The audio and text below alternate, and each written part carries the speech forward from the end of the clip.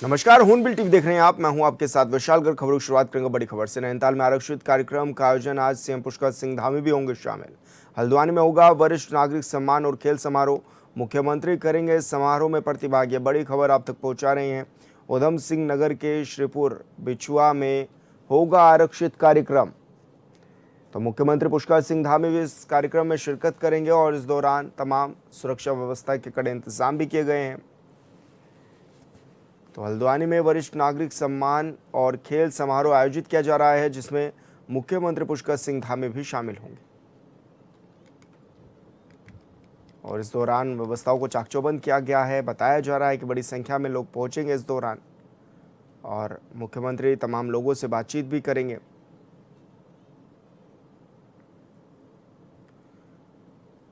जल जीवन मिशन के तहत पेयजल और स्वच्छता विभाग, राष्ट्रीय जल जीवन मिशन, जल शक्ति मंत्रालय और उत्तराखंड सरकार के बीच एमओयू साइन हुआ है। कार्यक्रम में सीएम पुष्कर सिंह धामी ने वर्चुअली रूप से प्रतिभाग किया है और ऐसे में केंद्रीय जल शक्ति मंत्री सीआर पाटिल का भी उन्होंने आभार जताया है। सीएम ने कहा कि निश्चित रूप से ये समझौता उत्तराखंड में जल जीवन मिशन के कार्यों को नई गति प्रदान करेगा और प्रदेश के दूरस्थ क्षेत्रों तक स्वच्छ और सुरक्षित पेयजल उपलब्ध कराने के संकल्प को और अधिक सशक्त भी बनाएगा।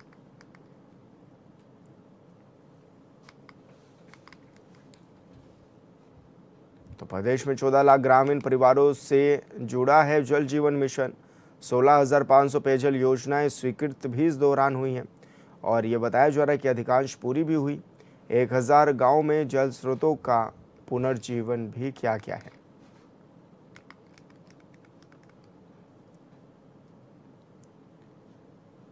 और संवाददाता योगेश आर्य हमारे साथ फोन लाइन पर जुड़ गए हैं। योगेश, किस तरह का ये एमओयू साइन भी हुआ और इससे कितना फायदा माना जा रहा है उत्तराखंड को होगा?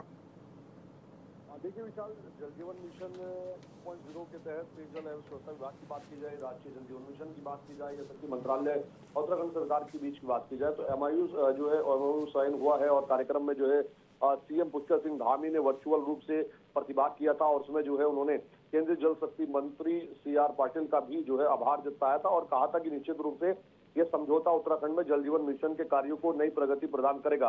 उन्होंने ये भी कहा कि दूरदर्श जो क्षेत्र है, इलाके हैं, वहां पर स्वच्छ और सुरक्षित पेयजल जो है उपलब्ध कराने की चुनौती थी, लेकिन इसके बाद जो है हमारा संकल्प को अधिक सशक्त ये बनाएगा। और सीएम ने कहा कि जो जल जीवन मिशन है उसमें 14 लाख ग्रामीण परिवारों को जोड़ने का अभियान है, जिसमें 16,500 से ज्यादा पेयजल योजनाएं जो है अधिकांश पूर्ण हो चुके हैं। और वहीं अगर बात की जाए 6,500 से ज्यादा जल स्रोतों का संरक्षण हुआ है। 1,000 गाँव में तालाबों और पारंपरिक जल स्रोतों के पुनर्जीवित करने का कार्य जो है सफलतापूर्वक संपन्न कराया गया है।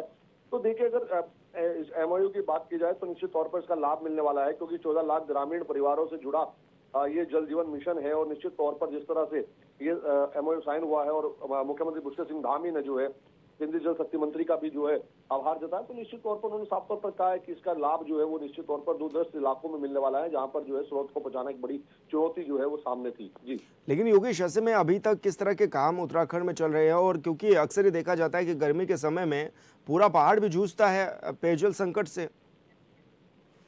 नहीं, बिल्कुल। देखिए, जिस तरह से समस्याएं जो है वो उत्तराखंड के पर्वतीय इलाकों में है और दूर दूर से इलाकों में जो है इस तरह की समस्याएं जो है गर्मी के बढ़ते जो है प्रकोप के कारण जो है देखने को मिलती है। जैसे जैसे तापमान बढ़ता है वैसे वैसे कुछ इलाकों में जो है पेयजल की समस्याएं सामने आती है, लेकिन उसको दूर करने के लिए जल जीवन मिशन एक बड़ा जो है अभियान जो है प्रधानमंत्री ने चलाया। और जिस तरह से उन्होंने कहा कि हर घर नल पहुंचाने का संकल्प लिया गया है और उसमें जो है घर तक जो है नल पहुंचाया गया है। उसके साथ साथ पानी की व्यवस्था जो है वो की जा रही है, जिसके लिए एमओयू साइन हो गया। तो निश्चित तौर पर आने वाले वक्त में जब इस मिशन का जो है लाभ मिलना शुरू होगा लाभार्थियों को, तो निश्चित तौर पर जो है एक जो बड़ी समस्या जो है विकट रूप में जो है गर्मी के दौरान देखने को मिलती है, वो निश्चित तौर पर उससे जो है निकलता हुआ नजर आएगा। जी बिल्कुल योगेश, बहुत शुक्रिया आपका तमाम जानकारी साझा करने के लिए। और बड़ी खबर का रुख करेंगे देहरादून स्थित सचिवालय में एनकॉड की 11वीं बैठक। मुख्य सचिव ने एंटी ड्रग एक्शन प्लान तैयार करने के भी दिए निर्देश। ड्रग सप्लाई चेन तोड़ने के लिए पुलिस ने उठाए कड़े कदम। स्कूल कॉलेजों और चलेंगे एंटी ड्रग क्लब और जागरूकता अभियान। तो 100 मीटर दायरे में तंबाकू गुटखा बिक्री पर सख्ती के भी निर्देश दिए गए हैं। प्राइवेट डी एडिक्शन सेंटर की जांच, मानक न मानने पर कार्रवाई की भी चेतावनी दी गई है। और मानस 1933 हेल्पलाइन के प्रचार प्रसार पर भी जोर दिया गया है। आमजन से नशा मुक्ति अभियान के सहयोग में भी अपील की गई है। तो मुख्य सचिव ने इसको लेकर एक बड़ी बैठक भी की, जिसमें दिशा निर्देश दिए गए। स्कूल कॉलेजों के पास ये एंटी ड्रग क्लब और जागरूकता अभियान चलाया जाएगा। साथ ही ये भी कहा गया कि 100 मीटर दायरे में तंबाकू गुटखा बिक्री पर सख्ती से निर्देश भी उन्होंने दिए हैं।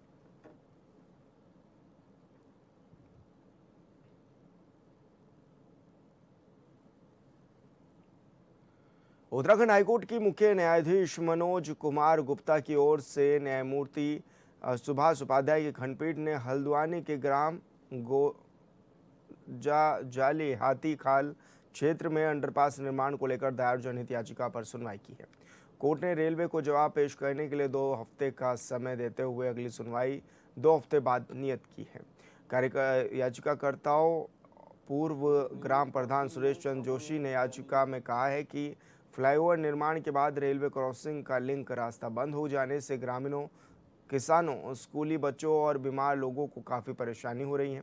याचिका में रेलवे की ओर से दिसंबर 2023 में अंडरपास के लिए टेंडर स्वीकृत होने के बावजूद अब तक कोई काम शुरू नहीं किए जाने पर चिंता भी जताई गई है।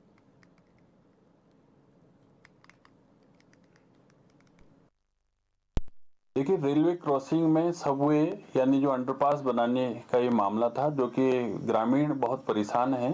पिछले 1.5-2 साल से जब से फ्लाईओवर सामने बना है रेलवे क्रॉसिंग के, तो ग्रामीणों की यह समस्या थी जो माननीय न्यायालय के समक्ष रखी गई है कि आवाजाही में बहुत दिक्कत हो रही है और छोटे से दूरी को पार करने के लिए उनको 9-10 किलोमीटर की यात्रा अनावश्यक रूप से करनी पड़ रही है। तो इसमें रेलवे से रिक्वेस्ट करी गई थी कि जो है वो सबवे जल्दी बनाया जाए और उसमें कई प्रत्यावेदन ग्रामीणों के द्वारा भी पूर्व में दिए गए थे। तो पूर्व में भी माननीय न्यायालय ने रेलवे से कहा था कि आप इसमें इंस्ट्रक्शन दीजिए कि आपने क्या इसमें अपडेट आपकी है। और आज पुनः 2 हफ्ते बाद जब लगा था तो माननीय न्यायालय ने इसमें डिटेल काउंटर कॉल किया है। अब इसकी सुनवाई अगले उनके काउंटर आने के बाद होगी। हल्द्वानी के चोरगलिया थाना क्षेत्र के नघोर रेंज लाखन मंडी में अगस्त 2025 में वन विभाग के अतिक्रमण हटाने की कार्रवाई के दौरान स्थानीय समाज सेवियों और वन विभाग के बीच विवाद हो गया था। समाज सेवी भुवन चंद पोखरियाल, प्रतीक्षा पांडे और महेश जोशी पर सरकारी कार्य में बाधा डालने और अभद्रता के आरोप में बीएनएस की धाराओं 132, 221 और 352 के तहत मुकदमा दर्ज किया गया था। अब भुवन चंद पोखरिया ने एफआईआर निरस्त करने के लिए उत्तराखंड उच्च न्यायालय में याचिका दायर की है।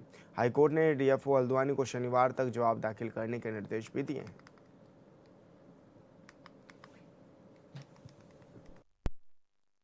मेरे द्वारा माननीय न्यायालय को समस्त साक्ष्य और एविडेंस प्रस्तुत किए गए कि जब जनप्रतिनिधियों का कंप्रोमाइज हो गया था फॉरेस्ट डिपार्टमेंट के साथ मौके पर ही, जो लिखित में रिटर्न में हुआ था, उसके बाद जो है जब सारी कार्रवाई पूर्ण हो गई तो 40 घंटे बाद डिले फ्रॉम द एफआईआर, यानी कि 40 घंटे बाद एफआईआर क्यों की गई और तमाम सारे एविडेंस माननीय न्यायालय को मेरे द्वारा प्रस्तुत किए गए।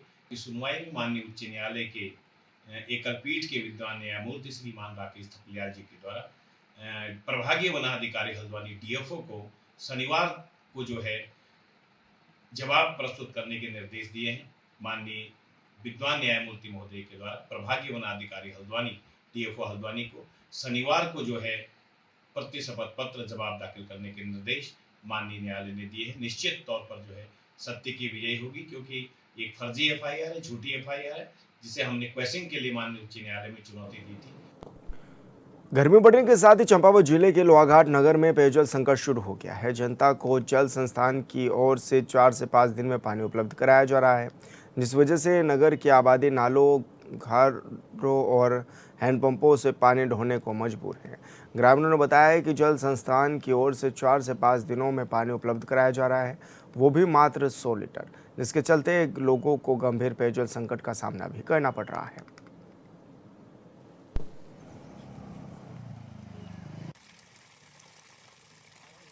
हमारे सुनने में आया कि 5 दिन में पानी आ रहा है और हम ये चाहते हैं कि टैंकरों और पिकअप के माध्यम से, जैसे इनने पहले हमें पानी दिया था तीसरे दिन, वहाँ टैंक में डाल के जनता को दिया जाए पानी। और जनता में काफ़ी रोष है, नौले धारे से लोग अपनी प्यास बुझा रहे हैं। और जो ये सोलर हैंड पंप हमारे लगे हैं, इनमें अतिरिक्त दबाव बढ़ने से इनमें हमें 10 बजे से पहले पानी नहीं मिलता है, शाम को पानी नहीं मिल पा रहा है और माताएं बहनें हमारी परेशान हैं, दिन भर पानी के इंतजार में रहती हैं। अब पानी आएगा, अब पानी आएगा। नौले धारों में जाती हैं तो वहाँ भी लंबी लंबी भीड़ें लगी रहती है। और मेरा विभाग से यही अनुरोध है, मैं ये चाहता हूँ जो हमारी पूर्व में व्यवस्था थी, टैंकर और पिकअप के माध्यम से हम वहाँ टैंक में पानी डालते थे और अपनी जनता को तीसरे दिन पानी उपलब्ध कराते थे। मेरा ये विभाग से कहना है कि वही व्यवस्था यहाँ पर बनाई जाए, जिससे कि हमारे नगर में पेयजल की व्यवस्था सुचारू ढंग से चले। हम यही और संवाददाता लक्ष्मण बिष्ट हमारे साथ फोन लाइन पर जुड़ गए हैं। लक्ष्मण, क्या कुछ जानकारी मिल रही है और किस तरह से परेशानी है लोगों के सामने? जी, मैं बताना चाहूंगा जैसे जैसे गर्मी बढ़ते जा रही है, लोहाघाट नगर में जो है पेयजल संकट गहराते जा रहा है। लोगों को अब जो है, जो पहले 3 दिन में पानी मिलता था जल संस्थान के द्वारा, 4 से 5 दिन में उपलब्ध जो है कराया जा रहा है। जो पूर्व सभासद हैं राजकिशोर शाह और अन्य लोगों ने जब कड़ी आपत्ति जताई, उन्होंने कहा जब पेयजल संकट गहरा रहा था, पूर्व की बात पेयजल टैंकरों से जो है टैंकों में पानी डालकर पेयजल आपूर्ति सुचारू की जाए। तो पेयजल समस्या से जो है लोग अब नौलों धारों और हैंडपंपों के सहारे हैं, वहाँ भी जो काफी भीड़ लग रही है। तो पेयजल की जो काफी भीषण संकट लोहाघाट में गहराने लगा है जी। लेकिन लक्ष्मण, अभी तो गर्मी शुरू हुई है और अभी आगे गर्मी बढ़ना भी लाजमी है, तो ऐसे में किस तरह से पेयजल मिल पाएगा इन लोगों को? इनके सामने तो बड़ी दिक्कतें ये पैदा हो सकती हैं। ऐसे में बड़ी दिक्कतें प्रतिवर्ष जो है यहाँ पे नजर आती है। फिलहाल जो मुख्यमंत्री धामी के तरफ सभी लिफ्ट पेयजल योजना निर्माण को हरी झंडी तो दी गई, लेकिन अभी उस योजना को बनने में लगभग 4 से 5 वर्ष लग सकते हैं। लेकिन तब तक जो है नगर को पेयजल संकट का सामना करना ही पड़ेगा। जी बिल्कुल लक्ष्मण, बहुत शुक्रिया आपका तमाम जानकारी साझा करने के लिए। नैनीताल के एसएसपी ने पुलिस लाइन में जिले में अपराधों को लेकर समीक्षा बैठक ली है, जिसमें जिले भर के पुलिस अधिकारी मौजूद भी रहे। इस बैठक का मुख्य उद्देश्य बताते हुए एसएसपी ने कहा कि क्राइम को कम, चोरियों पर लगाम लगाने और ओवरलोडिंग पर सघन चेकिंग करें। वहीं थाने चौकियों को 24 घंटे एक्टिव मोड में रहने के निर्देश भी दिए गए हैं। उन्होंने बताया कि सभी पुलिसकर्मियों, एसएचओ, फायर समेत अन्य विभागों का सम्मेलन कराया गया है, जिसमें सबको बताया गया है कि पुलिस का व्यवहार और आचरण ठीक होना चाहिए। अभी तक जो क्राइम्स हुआ था वो सबका समीक्षा किया गया। सबसे पहले तो सभी थानों में कर्मचारियों का सम्मेलन लेके उपरांत जो है एसएचओस और सारे फायर, एलआईयू, ट्रैफिक और अन्य विभाग का पुलिस, पीएसी, होमगार्ड सभी लोग रहते थे, उन सबका सम्मेलन लिया गया, उन सबको अवगत कराया गया। मुख्य रूप से हमने सम्मेलन में ये बताया कि पुलिस का आचरण और पुलिस का व्यवहार अच्छा होना चाहिए। पुलिस कर्मियों द्वारा स्वयं यदि नशा का सेवन या किसी प्रकार का नशा का सेवन करके पब्लिक के साथ इंटरेक्ट करते हैं, उस पर मैं सख्त एक्शन लेने वाला हूँ। इस चीज़ को मैंने कम्युनिकेट कर लिया, क्योंकि आगामी पर्यटन सीजन के सापेक्ष पुलिस का व्यवहार और पुलिस का आचरण बहुत इंपॉर्टेंट होना चाहिए। मैं उस पर फोकस कर रहा हूँ और हमारा सभी को मैसेज है कि पुलिस कर्मचारीगण अपना आचरण और व्यवहार करें। ड्यूटी के दौरान बहुत सारी चीजें होती है, कॉन्फ्लिक्ट्स होती है, बहुत सारे टसल्स होते हैं, उसके लिए हम उनके साथ बिल्कुल खड़े हैं। ड्यूटी निभाने के दौरान किसी प्रकार की प्रॉब्लम्स होती है तो उसमें खड़े हैं, कॉन्फ्लिक्ट होती है उसमें खड़े हैं, परंतु शराब पी के या नशा करके दुर्व्यवहार करते हैं तो मैं तत्काल उस पर कार्रवाई नहीं करूंगा, केवल एफआईआर भी लिखूंगा। देहरादून के प्रेमनगर थाना क्षेत्र में लूट की वारदात के बाद पुलिस और बदमाशों के बीच मुठभेड़ हो गई। जानकारी के मुताबिक देर रात अज्ञात बदमाशों ने एक व्यक्ति से तमंचे की नोक पर लूटपाट की और उसे गोली मार दी। इसके बाद करीब 2 लाख रुपए, मोबाइल और जरूरी दस्तावेज लेकर वो फरार भी हो गया। सूचना मिलते ही मौके पर पहुंची पुलिस और बदमाशों का उन्होंने पीछा भी किया। इस दौरान बदमाशों ने पुलिस पर फायरिंग शुरू कर दी, जिसमें प्रेमनगर के प्रभारी निरीक्षक नरेश राठौर को 2 गोली लगी है। वहीं जवाबी कार्रवाई में पुलिस की गोली लगने से एक बदमाश घायल हो गया है, जबकि उसके साथी अंधेरे का फायदा उठाकर फरार हो गए हैं। पुलिस ने घायल बदमाश और घायल इंस्पेक्टर को अस्पताल में पहुंचाया है, जहां इलाज के दौरान बदमाश की मौत भी हो गई है।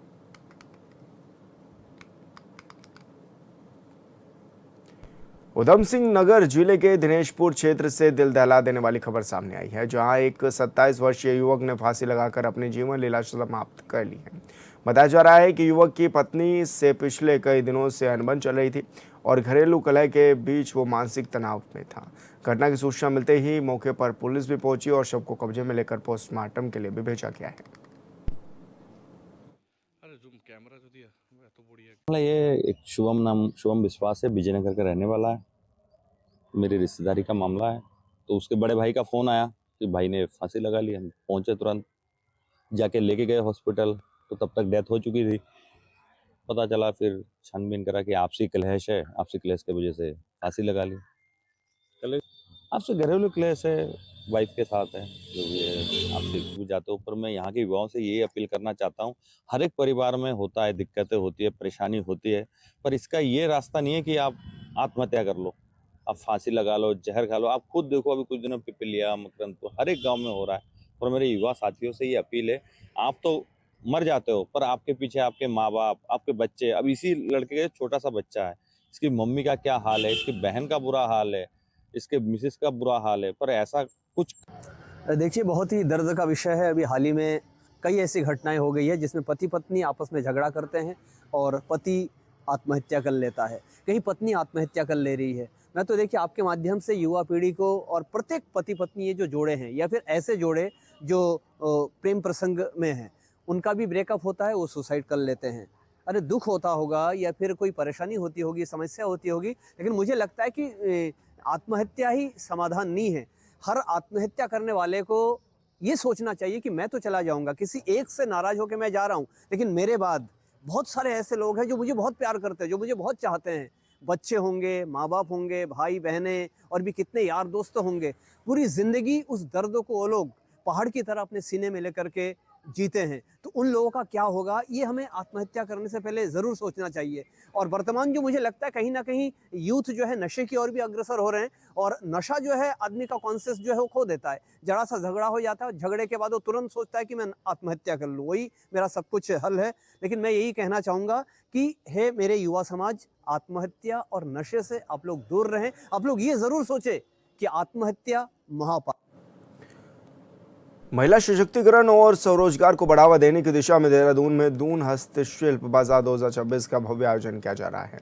यह कार्यक्रम 2 और 3 मई को आयोजित होगा। बता दें कि हर्षल फाउंडेशन की ओर से ये प्रशिक्षित दिव्यांग बेटियों ने इस हस्तशिल्प मेले में अपने अपने स्टॉल भी लगाए हैं, जो आत्मनिर्भरता की मिसाल पेश कर रहे हैं। इस आयोजन में केवल देहरादून ही नहीं बल्कि देश के विभिन्न हिस्सों से महिलाएं भाग ले रही हैं। इससे कार्यक्रम का दायरा और प्रभाव और भी व्यापक हो गया है। वहीं हर्षल फाउंडेशन के अध्यक्ष रामा गोयल ने कहा है कि ये मंच महिलाओं और विशेष रूप से दिव्यांग बेटियों को आत्मनिर्भर बनाने की दिशा में एक मजबूत प्रयास है।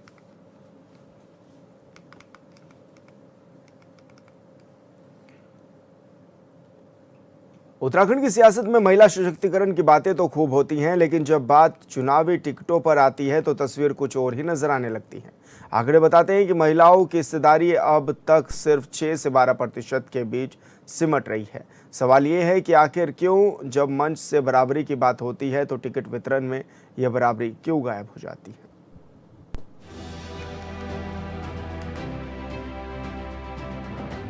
देश भर में इन दिनों महिला आरक्षण को लेकर सियासत चरम पर है।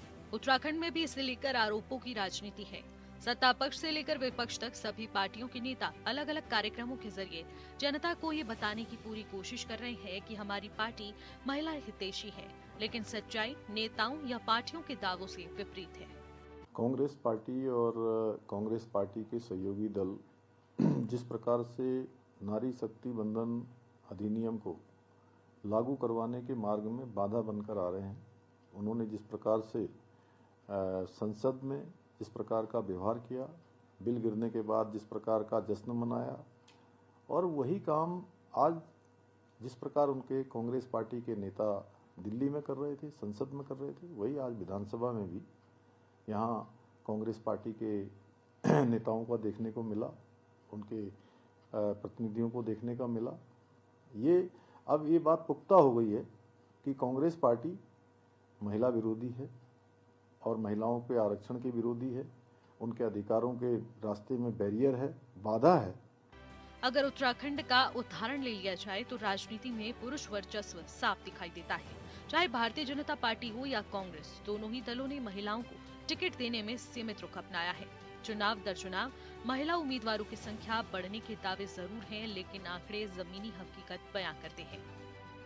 कहा है हमने संकल्प भी दिया है, लेकिन संकल्प 15 दिन पहले दिया जाता है, लेकिन हमने संकल्प दिया है और हम चाहते हैं ये सरकार, केंद्र सरकार को कदम उठाना चाहिए। और हम चाहते हैं कि अगर सरकार की नीयत साफ होती, उत्तराखंड सरकार की नीयत साफ होती, तो निश्चित रूप से आज एक प्रस्ताव सर्वसम्मति से जाना चाहिए था कि उत्तराखंड में 2027 के चुनाव संपन्न होने जा रहे हैं उसमें आरक्षण की हम वकालत करते हैं, उसे लागू किया जाए कि इन सरकार को भेजना चाहिए था। और यह भी कहना चाहिए था कि जो महिला आरक्षण विधेयक 2023 में पारित हुआ उसके अनुरूप 2029 में महिला आरक्षण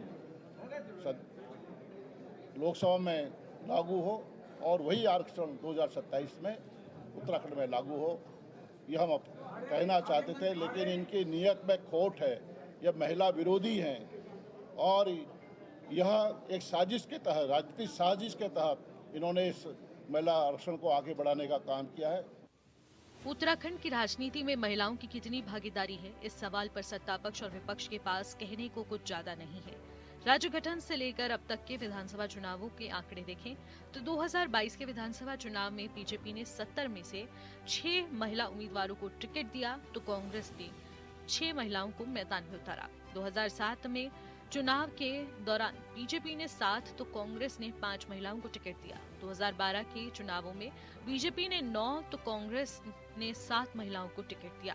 इसी तरह 2017 के चुनाव में बीजेपी ने 6 तो कांग्रेस ने 8 महिलाओं को टिकट दिया और 2022 के चुनावों में बीजेपी ने 8 तो कांग्रेस ने 5 महिलाओं को टिकट दिया।